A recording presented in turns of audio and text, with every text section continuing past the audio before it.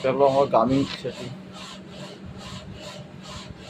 গামিং sheet কাটার machine. এটা দিয়ে আমরা গামিং শিট কাটতে পারি আমাদের এই ডিজিটাল লেজার কমিউনিকেশন সেন্টারে